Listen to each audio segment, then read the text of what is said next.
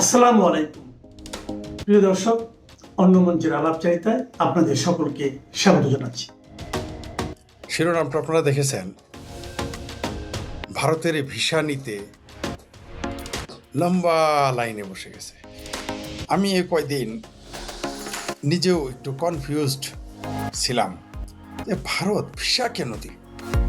অনেকেই এমনকি ভারতের শত শত নাগরিক আমাকে লিখেছেন যে ফরিদ ভাই, ভারত এটি কী করলো, আপনি কি ভিসার সমর্থন করেন? আমি বলছি না, আমি নিজেও না করেছি। তাদের কমপক্ষে 200 ভারতীয় আমাকে বলেছেন বাংলাভাষী যে তারা এই বাংলাদেশিদের ভিসা দেওয়ার সমর্থন করেন না। এমনকি বাংলাদেশে যারা মুক্তিযুদ্ধের পক্ষের মানুষ তারা আমাকে বলেছে, আওয়ামী লীগ যারা করে বা ছাত্রলীগ করে বা এই ধরনের বা কিছু বামপন্থীও রয়েছে, তারা বলে ফরিদ ভাই ভিসা কেন দিল ভারত? মানে আমার মনে হয় ভারতীয় অ্যাম্বাসেডরের পর যাকে বেশি জিজ্ঞাসা করছে সেটা আমি, মানে বিশ্বাস করেন ভারতের অ্যাম্বাসেডর হচ্ছেন আমাদের সম্মানিত একজন ব্যক্তি, অত্যন্ত বিজ্ঞ পণ্ডিত মানুষ, দীনেশ ত্রিবেদী। আমার মনে হয় আমার মনে করছে যে আমি তার সহকারী, অথবা মনে করে যে আমি ভারতের পররাষ্ট্রমন্ত্রীর কোনো সহকারী ব্যক্তি, তার ডানে বায়ে থাকি আমি। আমাকে শুধু ভারতের লোকই ফোন করেছে 200 ফোন করেছে এটা জানার জন্য। আর এমন এই 200-র মধ্যে 100 ভারত সরকারকে বকাবকি করেছে। প্রত্যেকেই বর্তমান সরকারের সমর্থিত, মানে বিজেপি সরকার সমর্থন করে। তারপরেও তারা এই সরকারকে বকাঝকা করেছে। বাংলাদেশের অসংখ্য আওয়ামী লীগের, ছাত্রলীগের, যুবলীগের, এমনকি বামপন্থী কিছু, এছাড়া যারা মুক্তিযুদ্ধের পক্ষে, এমনকি মহিলারা আমাকে বাংলাদেশে ফোন করেছে, ফরিদ ভাই এটা কি হলো, আঙ্কেল এটা কি হলো, চাচু এটা কি হলো, মামা এটা কি হলো। ঠিক আছে, অনেকে অনেকভাবে, কেউ বলেছে সিনিয়র আছে, বলল ছোট ভাই তোমার কি মনে হয়? আমি বললাম যে আমাকে এই বিষয়ে আমি ভিডিও বানাবো, আমাকে একটু সময় দিতে হবে, আমাকে ভাবতে হবে যে ভারত এটা কেন করলো। আমারও এটা সুবিধাজনক মনে হয়নি। তারপর ভারতের যারা সরকারে প্রভাব রাখতে পারে বিজ্ঞ মানুষ, তাদের সাথে কথা বলেছি। তারা আমাকে কিছু বক্তব্য দিয়েছেন যে এই কারণে ভিসা দিয়েছে, ভারত দিতেছে। সেটা আমার কাছে খুব একটা মন পড়তে হয়নি। মনে হলো যে আমাকে সান্ত্বনা পুরস্কার হিসেবে বা সান্ত্বনা দেওয়ার জন্য এটা বোঝালেন। তারপর আমি গভীরভাবে 48 ঘন্টা যাবৎ বিশ্লেষণ করতেছিলাম। আজকে সারাদিন বাইরে ছিলাম, কাজে ছিলাম, ব্যক্তিগত কাজে, অফিসিয়াল কাজে, বিভিন্ন কাজে ছিলাম, ক্লাস ছিল।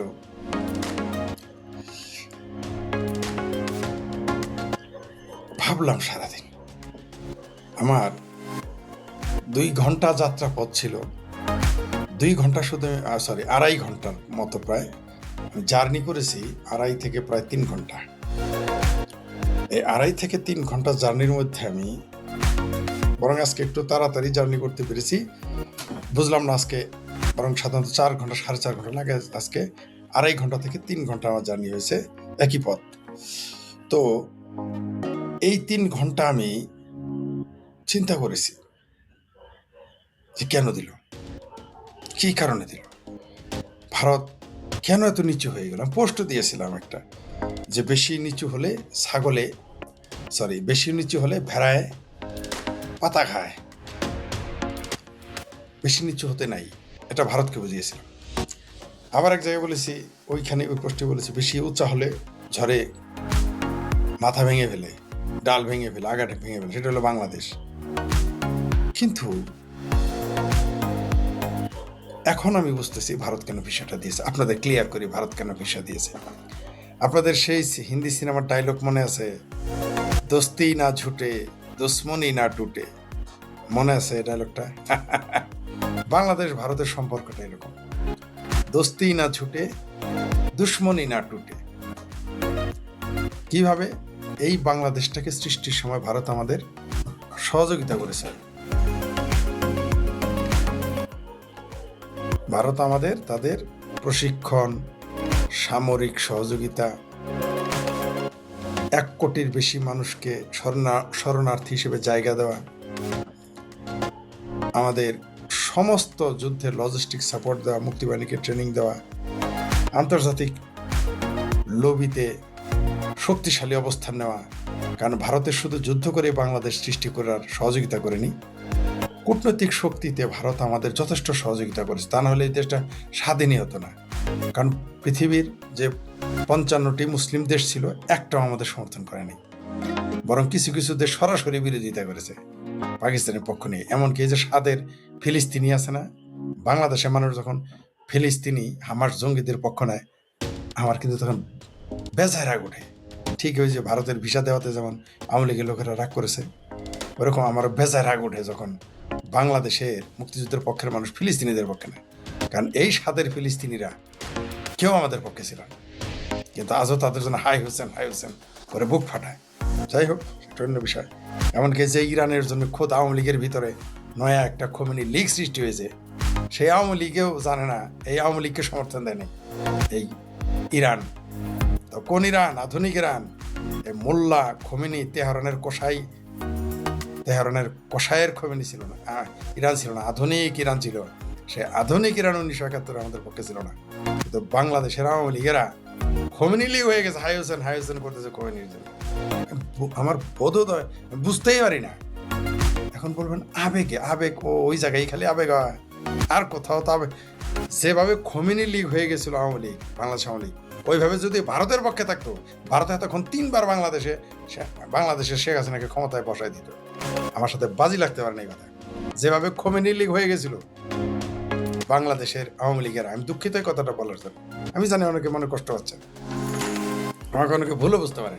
ওইভাবে যদি ভারতের পক্ষে কথা বলতো, তাহলে তখন শেখ হাসিনা ক্ষমতায়, আওয়ামী লীগ পাওয়ারে।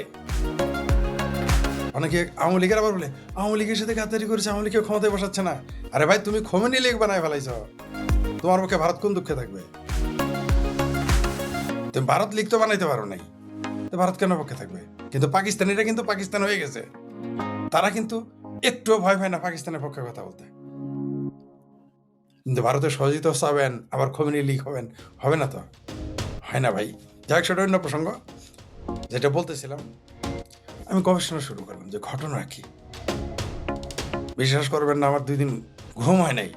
একদিন ভোর বাংলাদেশ সময় ভোর 4টায় ঘুমাইতে গেছি। যখন মানুষ ঘুম থেকে উঠে,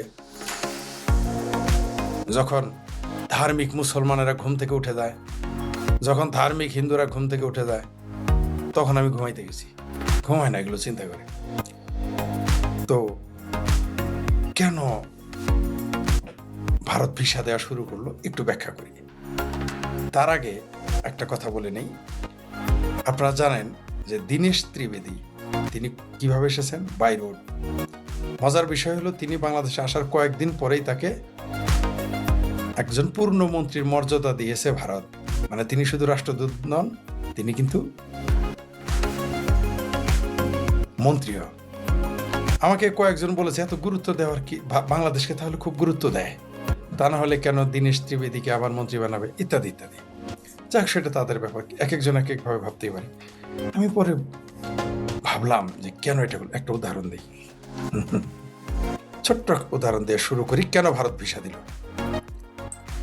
তার আগে বলি, বাংলাদেশে কেউ কেউ বলেছে ভারতের আর উপায় ছিল না ভিসা না দিয়ে। আচ্ছা, ভারতের না হয় উপায় নাই ভিসা দিয়ে, তো তোমরা যাও না, তোমাদের তো উপায় আছে আরেক দেশে যাও।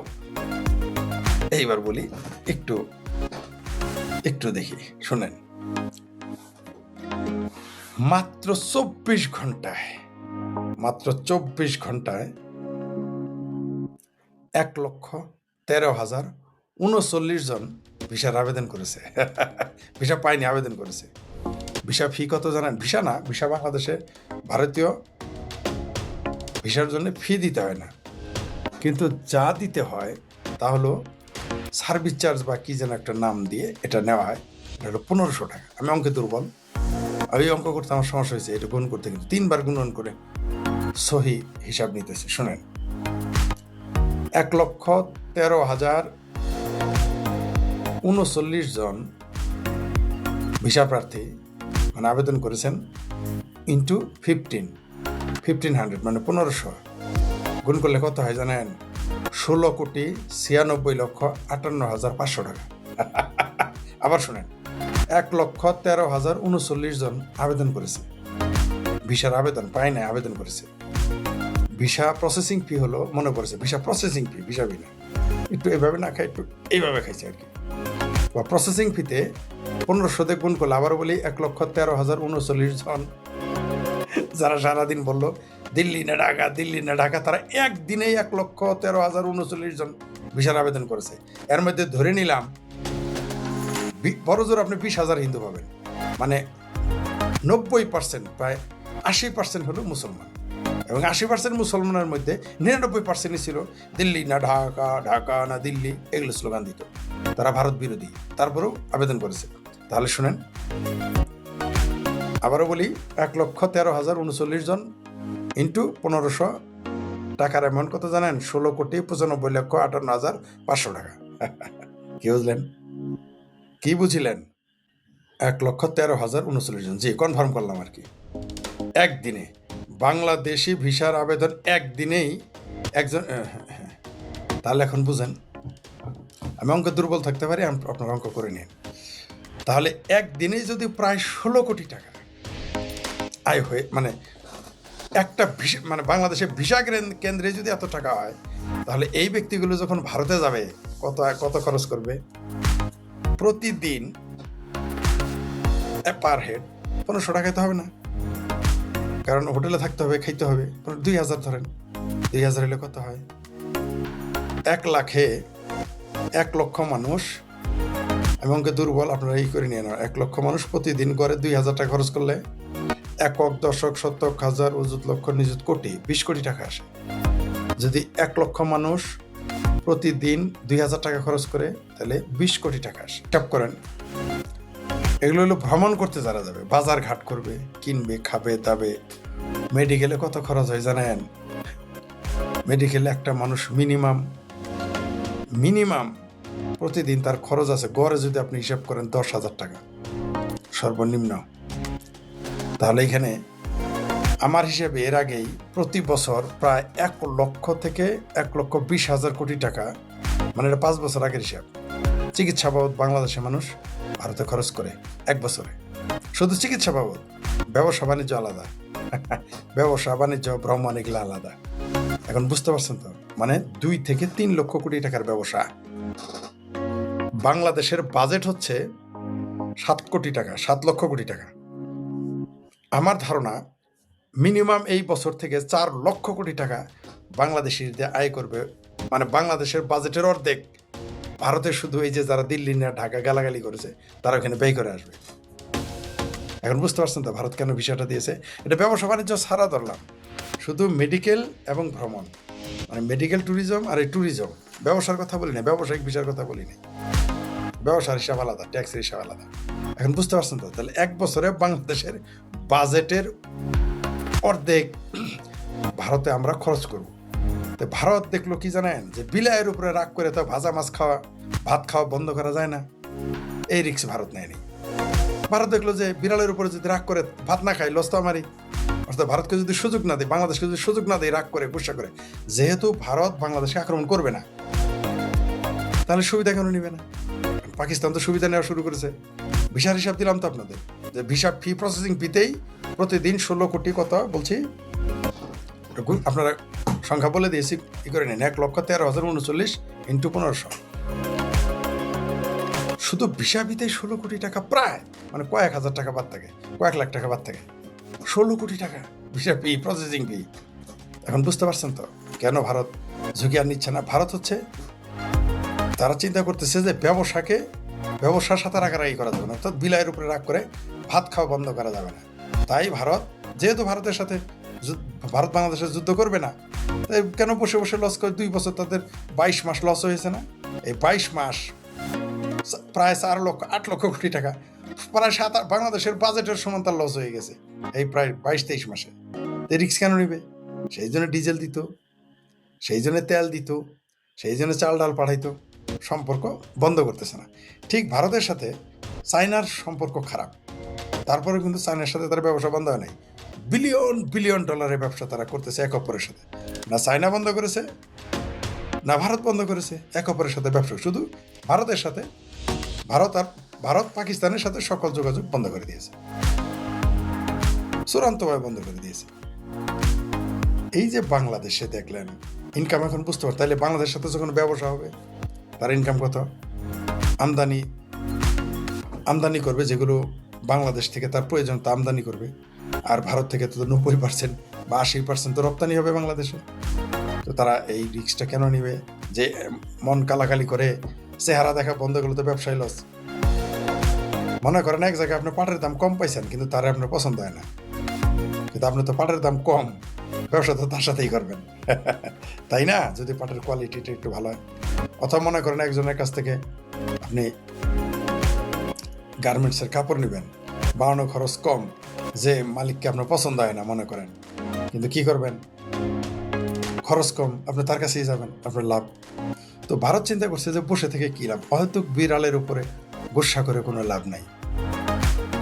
আর এমনি ভারত চাণক্য নীতির দেশ, তার পরিকল্পনা ধীরে ধীরে, অর্থাৎ তার টাকা দিয়ে এখন তার যদি বাংলাদেশকে কিছু করতে হয় যে বছরে 4 লাখ থেকে 5 লক্ষ, এখন এই বছর নিশ্চিত থাকেন, অর্থাৎ এই জুলাই মাস থেকে আগামী জুলাই, মানে এই যে আসতেছে জুন গেল না, জুন শেষ, এই জুন টু আগামী জুন, মানে জুলাই টু জুলাই, নিশ্চিত থাকেন এই 12 মাসে বাংলাদেশ থেকে ভারত চিকিৎসা ভ্রমণ বাবদ কমসে কম 4 থেকে 5 লক্ষ কোটি টাকা ইনকাম করবে ব্যবসা বাদ দিয়েই। শুধু ভ্রমণ আর চিকিৎসা লিখে রাখেন এটা আপনি, মানে বাংলাদেশের বাজেটের অর্ধেকেরও বেশি। আর এটা কারা যাবে জানেন, যারা দিল্লি না ঢাকা, যারা ভারত বয়কট করতে চায়, ভারত দখল করতে চায়, 7 সিটা খাইতে চায়, দিল্লি দখল করতে চায়, অমিত শাহকে গালাগালি করে, নরেন্দ্র মোদীকে গালাগালি করে, শুভেন্দু অধিকারী গালাগালি করে, তারাই কিন্তু আগে যাবে এবং যাচ্ছে। আপনি চেহারাগুলো দেখেছেন আজকের ভিডিও, এই যে ভিসা সেন্টারগুলোতে চেহারাগুলো দেখেছেন, হিন্দু কয়জন আর মুসলমান কয়জন। আমি তো ভেবেছিলাম শুধু আমার মতো ভারতের দালাল ছাড়া কেউ ভিসা কেন্দ্রে যাবে না, কিন্তু ও মা একদিনে 1,13,039 জন বাংলাদেশে যে কোনো সময়ের যে এটা ব্রেক করে ফেলেছে। এবং এটা কালকেও তাই দেখবেন, পরশু দিনও তাই দেখবেন, বরং দেখবেন যে এটা বাড়তেই থাকবে আর কমবে না। খুব মজার না? ভারত এই জন্যে এগুলো চালু করেছে যে ব্যবসায়ী বিড়ালের উপরে রাগ করে ভাত খাওয়া বন্ধ করবে না, বুঝতে পারছেন? বউয়ের সাথে রাগ করে যদি আপনি ঘরে ভাত না খান তাহলে আপনার পয়সা খরচ করে খাইতে হবে, ঠিক আছে? নিজের চাউল নিজের ডাউল ঘরে থাকতে, নিজের ঘর আপনি খাবেন না কেন? তো ভারত চিন্তা করলো যে আর বসে থেকে লাভ নেই, পাকিস্তান আর তুরস্ককে আর সুযোগ দেওয়া যাবে না, তাই ভারত এই চালাকিটা করলো। চালাকি না, কূটনীতি। দেখলো যে না, গোসা করলে ভারতের লস, তাই এটা নিয়ে নিচ্ছে। এখন আপনি গালাগালি দিতে থাকেন, ভারতের গালাগালি দেন, এই তোরা তো আমাদের ভিসা নাতে উপায় ছিল না, আপনি না যায় থাকেন তো দেখি, ভারতে তো উপায় নাই আপনাদের ভাষায়, আপনারা যায়েন না, তাইলে না বুঝতাম,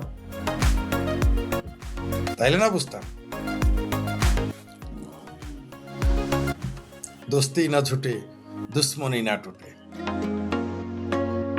ভারত ছাড়া আসলে আমাদের কোনো উপায় নেই, চিকিৎসাই বলেন, ব্যবসা বলেন, এমনকি রাজনীতি বলেন, ভারতের উপরে অনেক কিছুই নির্ভরশীল। বাংলাদেশের 80% অর্থনীতি, রাজনীতি, স্থিতিশীলতা, ব্যবসা বাণিজ্য, চিকিৎসা 80% ভারতের উপর নির্ভরশীল। বিশ্বাস নয় বন্ধ করে দেখেন, আপনারা জানেন না, যারা বলতেছেন ভারত বয়কট করবেন, জানেন না, না যায় দেখান, গুসাটা একটু করেন। তবে আমার ভাবির পোলারা যে এত ইন্ডিয়া বয়কট আন্দোলন করলো, তাদের আন্দোলনটা মাঠে মারা গেল। এই যে ইলিয়াস, সাংঘাতিক ইলিয়াস, পাকি বীজ, স্বঘোষিত পাকি বীজ, পি পজিটিভ যার রক্ত, এই এত চিকরা চিকরি করলো, ওই যে গালফুল আমতারেক, রাশেদ শিবির এখন বিএনপি করে, তারপরে ভিপি নূর কত চিকরা চিকরি করলো গণরিয়া পরিষদ নামে, চিঙ্কু মামেরা কতই না বললো ভারত বয়কট, ভারত বয়কট, কাজ হইল না। মোল্লারা কত ওয়াজ করলো, কাজ হইল না, শেষে ভারতেই যাওয়া শুরু। উপায় নেই, এদের টাকা গেল না। দেখলাম টাকা লাফোয়া দাবার গেছে, যাই ঘটুক সে ভারতে যাবে না, যায় না, তোমার যাইতে বলছে কারা, তোরা যাই, তোরা ভিসা দিলে না তুই যাবি, ঠিক আছে? এই ভারত ছাড়া আমাদের কোনো উপায় নাই। আর ভারত বিড়ালের উপরে গুসা করে ভাত খাওয়া বাদ দিবে না, তাই ভারত ভিসা দিয়েছে এবং আরো সুযোগ সুবিধাও দেবে। ভারত কিন্তু তার যে লক্ষ্য এবং উদ্দেশ্য সেটা থেকে সে বিরত থাকবে না, সে একই সাথে 2 কাজ করে যাবে। পাকিস্তান তো মনে করেছে যে একচেটিয়া ব্যবসা করে যাবে বাংলাদেশের সাথে, পাট নিয়ে চলে যাবে, কাজ হয় নাই, পাটের দাম বাড়াই দিছি, ঠিক আছে না? এমন রাজনীতি করেছি। পাকিস্তানের কি প্ল্যান ছিল জানেন? ওই যে জাহাজে ভরে ভরে পাট নিয়ে চলে যাবে। তো আমরাও এমন চালাকি খাটিয়েছি, বিশেষ করে আমি, এটার উদ্যোক্তা আমি, যে বাংলাদেশের সাথে পাটের দাম বাড়ে। এই বছর যারা পাটের দাম পাইছেন, এটা কিন্তু আমার কারণে, আপনারা জানেন না, আজকে ফট করে বলে দিলাম, মনে করছে বলে পাটের দাম কিন্তু আমি বাড়াইছি, নাহলে এই পাকিস্তানিরা আপনাদের পাট ওই চামড়া মতো কম দামে নিয়ে ভাগত, সেটা বন্ধ করিয়েছি। যাই হোক, সেটা অন্য প্রসঙ্গ। ভারত খুব পরিকল্পিতভাবে এগোচ্ছে। আপনি যদি মনে করেন ভারত ভুলে গেছে, ভুল হবে। হাতি কখনো ভুলে না তার শত্রুকে। এইখানে যে পেয়ারা পাকিস্তানিরা ক্ষমতায়, এইখানে যে ভারত বিরোধী শক্তিরা ঘাঁটি করতেছে, এইখানে যে ভারতকে কুক্ষিগত করার জন্য, বাংলাদেশের মানুষকে উস্কিয়ে দেওয়ার জন্য কোনো কোনো দেশের গোয়েন্দা সংস্থারা সরাসরি বসে কাজ করে, এটা ভারত জানে, খুব ভালো করেই জানে, জেনে বুঝে এগুলো করতেছে। তো ওই যে কোনো সন্দেহ নাই, বড় বড় মাথায় ছোট ছোট জিনিস ঢুকে না, তেমনি আমাদের মতো ছোট ছোট মাথায় বড় বড় জিনিস ঢুকবে না। তারা সুদূর প্রসারী পরিকল্পনা করে এটা করেছে। বরং এখন দেখবেন কিছু কিছু পাকিস্তানের এজেন্টরা ভারতে গিয়ে এমন ঝামেলা করবে যাতে ভারত ও বাংলাদেশের জনগণের সাথে সম্পর্ক আরো অবনতি ঘটে। কিন্তু আমি তাদের বলে দিতে চাই, বাংলাদেশের মানুষ ভারতে যাবেই, না যায় তাদের উপায় নেই, কোনো উপায় নেই। পশ্চির সাথে ফষ্টি কাটে না। ওই যে বিএনপির কোন নেতা বলছে না সংসদে দাঁড়িয়ে, ওটা আমি বললে তো দোষ হয়ে যাইতো, আর আওয়ামী লীগ বললো তো একেবারে ছি ছি রব পড়ে যেত। তিনি বলেছেন যে ভারত বাংলাদেশের সাথে স্বামী স্ত্রীর এরকম স্বামী স্ত্রীর সম্পর্ক যে তাদের মধ্যে কখনো ডিভোর্স হবে না। আওয়ামী লীগের সাথে এক কদম আগে বলে দিছে। তারপরেও দেখেন এটা নিয়ে কোনো সমালোচনা নাই, কিন্তু কথাটা সত্য। বাংলাদেশ ভারতের সাথে সম্পর্কটা এরকমই যে তারা যদি স্বামী স্ত্রী হয়, ডিভোর্স করা যাবে না, এরকম একটা সম্পর্ক, এরকম স্বামী স্ত্রী সম্পর্ক। তার মানে কি, যেটা আমি বলেছি, ভারত বাংলাদেশ পরস্পরের স্বার্থ, একে অপরের সাথে সম্পৃক্ততা রয়েছে এবং অবিচ্ছেদ্য, উভয়েরই স্বার্থ অবিচ্ছেদ্য। ভারতীয় ভিসা সেন্টারগুলোতে আজকে ভারতীয় ভিসা প্রার্থীদের যে লাইন আমরা দেখলাম, বাংলাদেশের 53 বছরের অস্তিত্বে আর কখনো ভিসা প্রার্থীদের এত বড় লাইন আর কোনো দূতাবাসের বাইরে দেখা যায় নাই। মানুষের এই দীর্ঘ লাইন দেখে কিন্তু স্বাধীনতা বিরোধী 71-এর পরাজিত শক্তির কীর্তি জ্বলে যাচ্ছে। তারা চায় এই লাইন সংকুচিত হোক। আমি নিজেও কিন্তু একটা দেশের ভিসা অফিসের বাইরে এত লম্বা লাইন হবে এটাকে পছন্দ করি না। আমিও চাই এই লাইনটা সংকুচিত হোক। আমি এই লেকচারে আলোচনা করব কিভাবে এই লাইনটাকে ছোট করা যেত, কিভাবে এই লাইনটা সংকুচিত করা যেত। আপনারা যারা করোনাকালীন ভারতীয় ভিসা সেন্টারে একদল উন্মত্ত মানুষের মিছিল দেখেছেন, তারা নিশ্চয়ই এটা বুঝতে পারেন যে এই ভিসা প্রার্থীগুলো ভারতকে ঘৃণা করে তেমন তারা মনে করে যে ভারতে যাওয়া তাদের অধিকার। আর স্বাধীনতা বিরোধী মৌলবাদীরা কি প্রচার করে, এবং যেটা সত্য, যে ভারত আমাদের দেশ থেকে যারা যায় তারা সেখানে অর্থকড়ি খরচ করে, এটা ভারতের জন্য অনেক লাভের একটা বাণিজ্য। সহি কথা, এখানে কিন্তু কোনো ভুল নাই। ভারতের অর্থনীতিতে এটা বড় একটা অঙ্ক যোগ করে।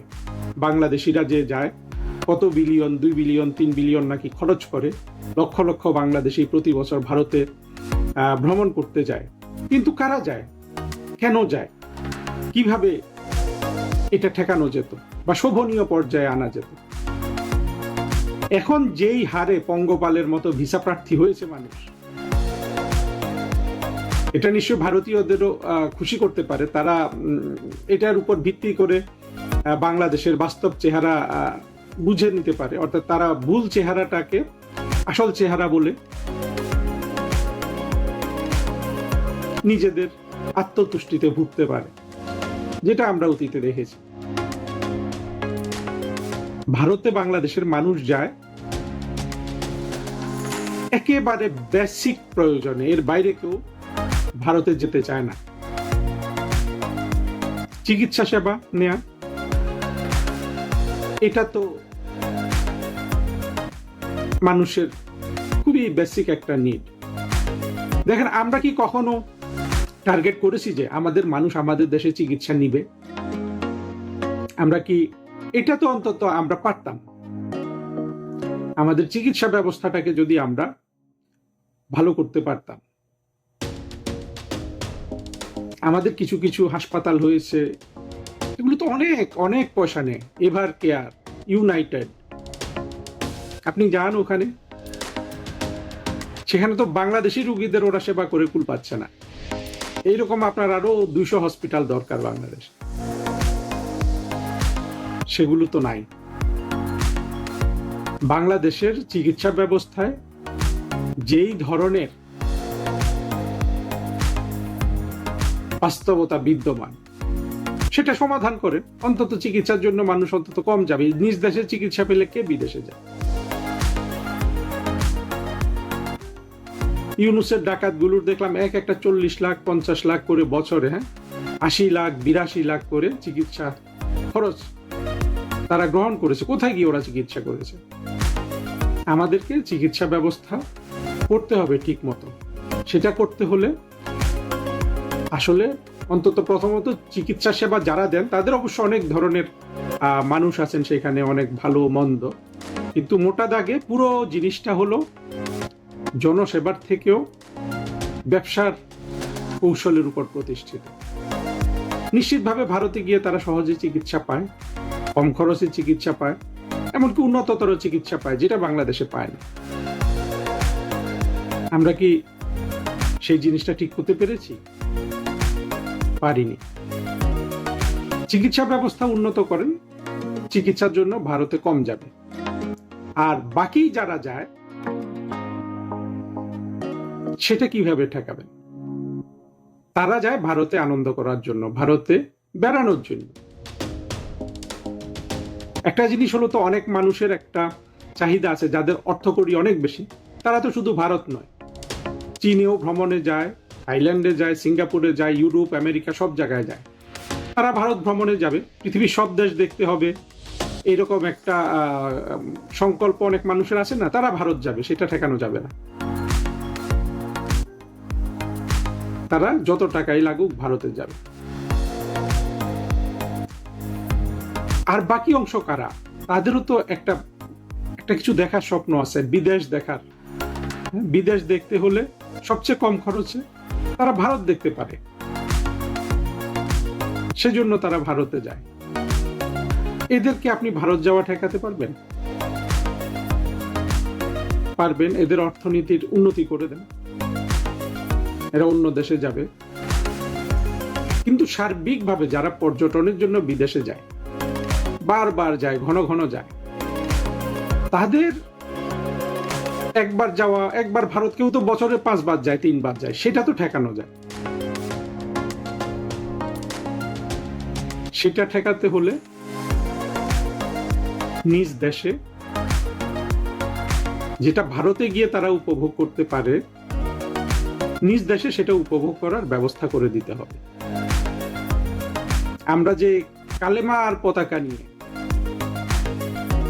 ঢাকা শহরকে সয়লাভ করে দিতে দেখলাম, তারপরে বাংলাদেশে আর কি হবে? এই শ্রেণীটা কারণে আমাদের পর্যটন শিল্পটা থেমে আসে না। আপনি যদি এই মৌলবাদী শ্রেণীটাকে বাংলাদেশ থেকে ভ্যানিশ করে দিতে পারেন, দেখবেন বাংলাদেশে অনেক কিছু তৈরি হচ্ছে। বাংলাদেশে গান তৈরি হচ্ছে, নাটক তৈরি হচ্ছে, শিল্প তৈরি হচ্ছে। যেসব আমাদের পর্যটন এলাকাগুলি আছে,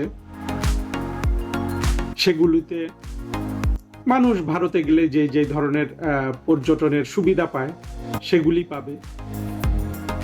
ফলে অনেক মানুষ কিন্তু একবার ভারত গেলে দ্বিতীয়বার সে দেশে থাকবে। এখন তো বাংলাদেশের যাদের সামর্থ্য আছে তারা সুযোগ পেলে বিদেশে চলে যাচ্ছে। থাইল্যান্ডে কি 100 বার যাচ্ছে না? থাইল্যান্ডে 50-60 বার গেছে 5 বছরে 10 বছর, এমন মানুষ প্রচুর আছে। ভারতে 1 বছরে 3 বার যাচ্ছে, এমন মানুষ প্রচুর আছে। আপনি যদি পর্যটনের সেই ধরনের ব্যবস্থা দিয়ে দেশের মধ্যে করতে পারেন, তাহলে তারা একবার যাবে, থাইল্যান্ডে একবার যাবে, বা 10 বছর পরে আরেকবার যাবে, ভারতে একবার যাবে, 5 বছর পর আরেকবার যাবে। এখন তো ঘন ঘন যাচ্ছে। এটা তো বন্ধ করা যায়, তাই না?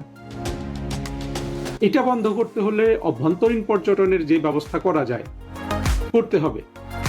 তার বাধাটা কে হয়ে দাঁড়াচ্ছে? জঙ্গিবাদ, মৌলবাদ না?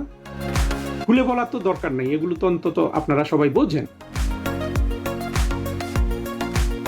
তাহলে দেখুন, যেই জঙ্গিবাদ ভারতে বাংলাদেশিরা যায় এইটা দেখে আপনার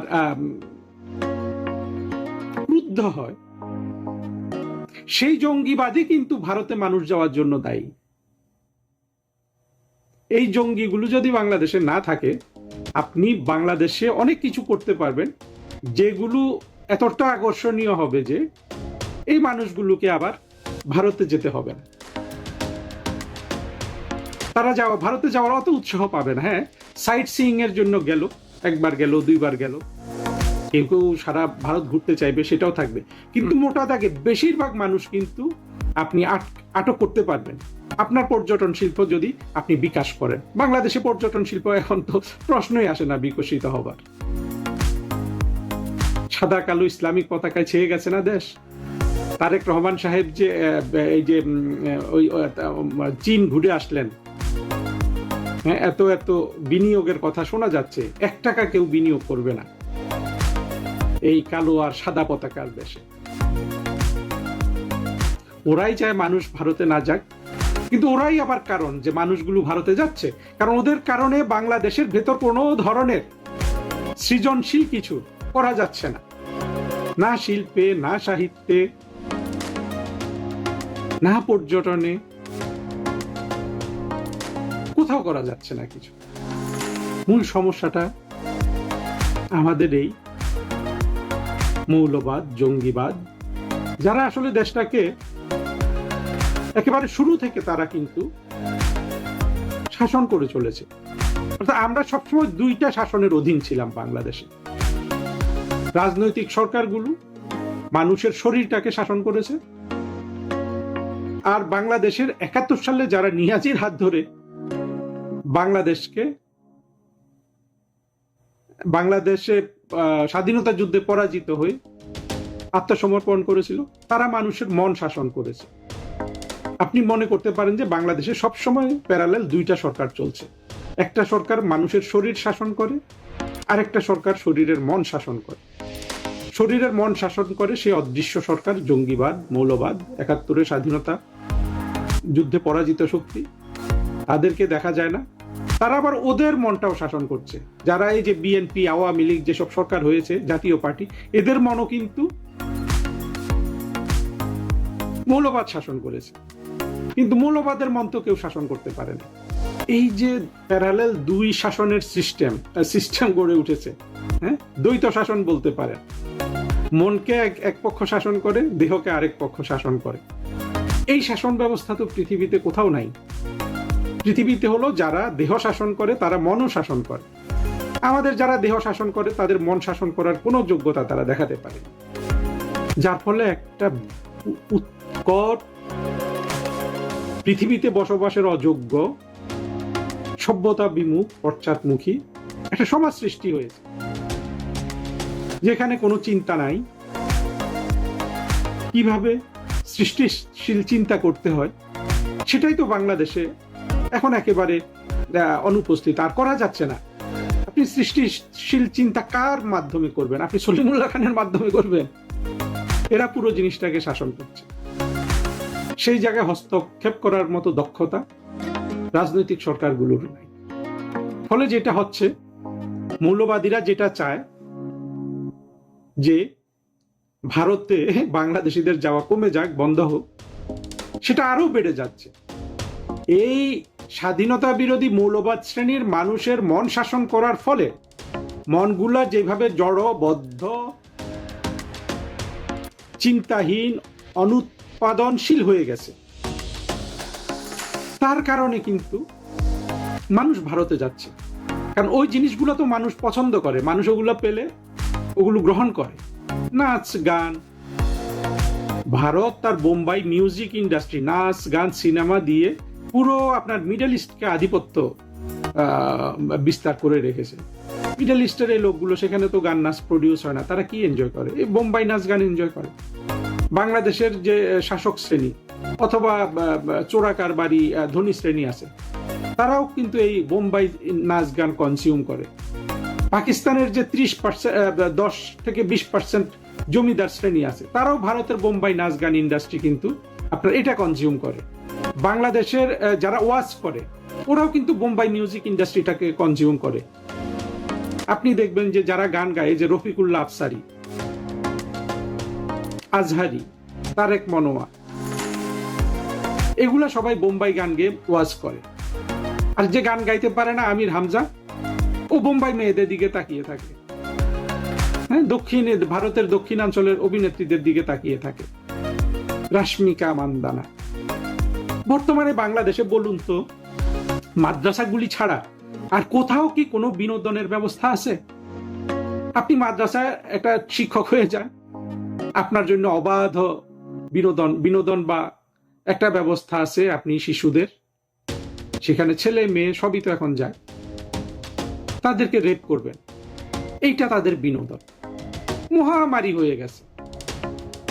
এই ছাড়া আর কোথাও কোনো মানুষের কোনো সুষ্ঠু, হ্যাঁ, বিনোদনের ব্যবস্থা আছে? কোথাও নাচের ব্যবস্থা আছে, গানের ব্যবস্থা আছে, সিনেমার ব্যবস্থা আছে, নাটকের ব্যবস্থা আছে?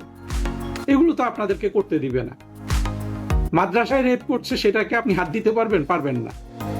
কিন্তু মাদ্রাসায় যারা রেপ করছে, যারা রেপড হচ্ছে, এরা আবার একসাথে আপনার সমস্ত কর্মকাণ্ডে বাধা দিচ্ছে। এই ধরনের একটা কঠিন অবস্থায় ভারতে মানুষ পঙ্গপালের মতো যাবে, এটাই স্বাভাবিক। কিন্তু জঙ্গিদের তরফ থেকে দেখলে এটা তাদের জন্য বড়ই একটা দুঃখের বিষয়। তারা এই স্রোত আটকাতে পারবে না। তারা অবশ্যই এর পক্ষে কিছু বানিয়ে ফেলবে, নতুন কথা। কিন্তু বাস্তবতাটা সেটাই রয়ে যাচ্ছে যে ভারত ঘৃণা, হিন্দু ঘৃণা কোনো ক্রমে কমবে না যত মানুষ ভারতে যায়। আর জঙ্গিরা এটাকে, ভারতকে উপকার করছে, এইভাবে তারা পোট্রে করছে। সেটা সত্যতা আছে, কিন্তু সত্যতাটা তো ঘৃণা প্রচারের কাজে ব্যবহার করা হচ্ছে, ঘৃণাকে আরো শক্তিশালী করার কাজে ব্যবহার করা হচ্ছে। তাদের তো কোনো সক্ষমতা নাই যে বিপরীতে ভারত যে ধরনের প্রোডাক্টের ব্যবস্থা করে, সেই প্রোডাক্ট আমরা বাংলাদেশে উৎপাদন করে আমাদের দেশে মানুষকে দেই, ফলে মানুষ কম ভারতে যাবে, আমাদের অর্থনৈতিক উন্নয়নও হবে। ভারত যদি সহজে চায় যে বাংলাদেশ এইভাবেই থাকুক, সেটা তারা চাইতে পারে, কিন্তু আমাদেরকে তো চাইতে হবে যে না, আমরা আমাদের অবস্থার উন্নতি করব। সেটা করতে হলে তো সবার আগে জঙ্গিবাদটাকে মোকাবেলা করতে হবে। 1 কোটি থেকে 1.5 কোটি ভারত বিরোধী, হিন্দু বিরোধী বিনা ভিসায় অনুপ্রবেশ করে ভারতে থাকার পরেও ভারত শক্ত ঝুঁকি নেয় না। কেন নেয় না? প্রতিপক্ষকে তারা সুযোগ, প্রতিপক্ষ মানে বিদেশি যে সকল শক্তি ভারতের বিরুদ্ধে, তাদের সুযোগ করে দিতে চায় না। আর ভারত যে ভিসাটা দিয়েছে পরিকল্পিতভাবেই, এবং আরো সুবিধা দিবে সামনে ভারত বাংলাদেশকে, এটাও পরিকল্পিত। কারণ ভারতের হিসাব, ভারতের যে বললাম, বড় মাথায় যেমন ছোট জিনিস ধরে না, তেমনি আমাদের মতো ছোট মাথায় বড় বড় জিনিস ধরবে না, কারণ এটা তাদের সুদূর প্রসারের পরিকল্পনা। তারপরে আবার জননেত্রী শেখ হাসিনা ঘোষণা দিয়েছেন ডিসেম্বরে ফিরতেছি। এতদিন কিন্তু তিনি বলেন নাই যে বলছেন আমি ফিরবো, যে কোনো সময় ফিরবো, কিন্তু তিনি ডেট দিয়ে দিয়েছেন। এই ডেট দেওয়াটা এটা কিন্তু একটা সাইন, এটা কিন্তু একটা নির্দেশনা। ডিসেম্বরে ফিরতেছি, এটা কাউকে চ্যালেঞ্জ করা, এটা বর্তমান এই মুসলেকা সরকারকে চ্যালেঞ্জ করা, পাশাপাশি কর্মীদের সচেতন করা, কর্মীদের টনিক হিসেবে এই কথাটা কাজ করবে আওয়ামী লীগের কর্মীদের। আর ইতিমধ্যে জেনে গেছেন যে বিদেশি কিছু কূটনীতিবিদ এবং কিছু রাজনীতিবিদ তারা বলে ফেলেছে যে শেখ হাসিনাকে তারা এবং তার পরিবারকে তারা ক্ষমতায় দেখতে চান না। তার মানে কি? মানে তারা যে এই দেশের রেজিম চেঞ্জ করেছেন, এটা কিন্তু এখন স্পষ্ট, তারা নিজেরাই স্বীকার করে ফেলেছেন। এর আগে তাদের দেশের প্রেসিডেন্ট বলে ফেলেছিল $29 মিলিয়ন। তারপরে একজন বললেন, এখন বলতেছেন যে তারা শেখ হাসিনার পরিবার এবং শেখ হাসিনাকে ক্ষমতায় দেখতে চান না। দেখা যাক ঠেকায় রাখতে পারে কিনা, দেখা যাক বাংলাদেশ আওয়ামী লীগকে ক্ষমতায় আসা ঠেকায় রাখতে পারে কিনা, দেখা যাক শেখ হাসিনা বা তার সন্তানকে ক্ষমতায় আসতে তারা ঠেকায় রাখতে পারে কিনা, দেখা যাক। তারা চেষ্টা করেছে, 71 মুক্তিযুদ্ধ বিরোধিতা করেছে, বঙ্গবন্ধুকে 75-এ মেরে ফেলেছে, কিন্তু তারপরেও কিন্তু আওয়ামী লীগ ক্ষমতা এসেছে, বঙ্গবন্ধুর সন্তান ক্ষমতা এসেছে, আবারও শেখ হাসিনার সন্তান ক্ষমতায় আসবে। বাংলাদেশের মানুষ যা চাইবে, তার বিদেশি এই পরাশক্তিরা যেমন তারা যা চায় তা করে ফেলে অন্যায়ভাবে, তেমনি বাংলাদেশের জনগণও কিন্তু বসে থাকবে না। তারা যা চায়, তা যা ভাবে তাও কিন্তু তারা করবে, যা তাদের অধিকার তারা আদায় করেছে।